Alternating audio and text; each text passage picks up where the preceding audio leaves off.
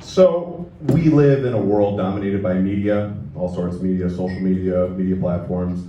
Whether it's good or bad, it's mostly bad. Like I was in the grocery store the other day, and you know when you're checking out and there's the end caps where you see like the magazines with like US Weekly, National Enquirer, people can relate. Well, I was looking and I saw the National Enquirer, and the front headline said, Hillary Clinton's final days, with like sub-headlines. It was like Alzheimer's, cancer, liver failure maybe?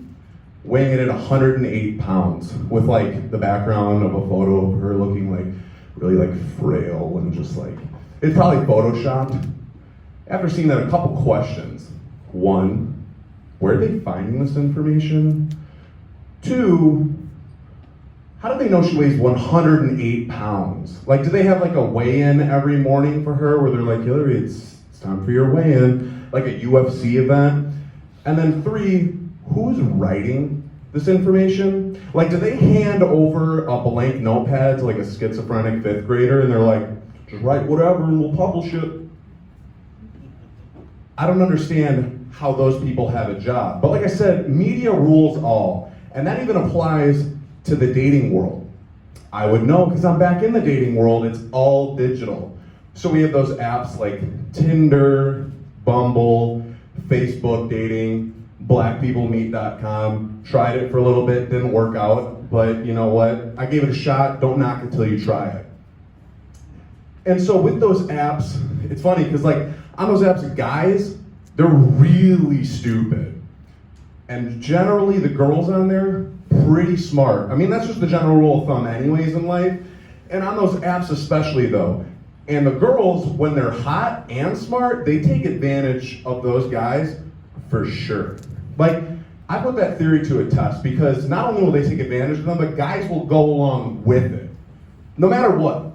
Like, for example, my friend, she's attractive, she was on Tinder, and she matched with some dude and said to the dude, honest to God story, said, hey, just so you know, I like my handicapped grandfather to watch me have sex. Then the guy replied with, haha, that's funny, we should hang out sometime.